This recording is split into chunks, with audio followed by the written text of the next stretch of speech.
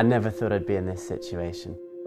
I was just a maths teacher, you know, getting on with my job the best that I could, trying to adhere to all the school policies, and here I am, sat in solitude, not knowing what's going on.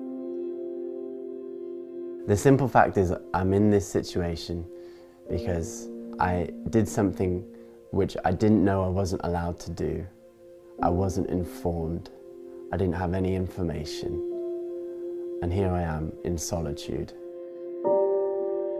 As a teacher, I teach around 150 students a day, 30 in each class, and my first objective is to get to know each student by name, to encourage them in the classroom environment, to make them feel welcome, to make them feel this is somewhere that they can learn.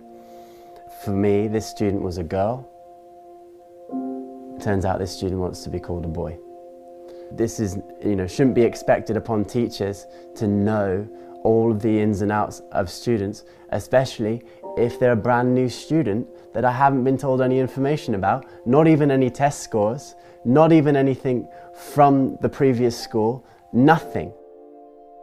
I was a bit unsure about this student. To me, this student looked like a girl, but I do remember that conversation by the colleague saying this student would really like to be called a boy, but as I say, that's the only information that I had. So what I did is refrain from using any pronouns because I wasn't really sure. I know it's a sensitive issue and I didn't want it to affect the learning environment. And so I continued with that sort of position.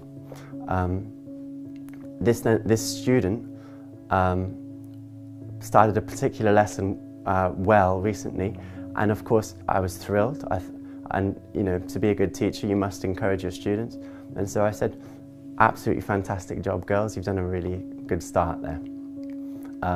This happened 6 weeks ago, and this is the thing that has come under investigation. And so I'm being accused of sort of transgendering or, misgendering.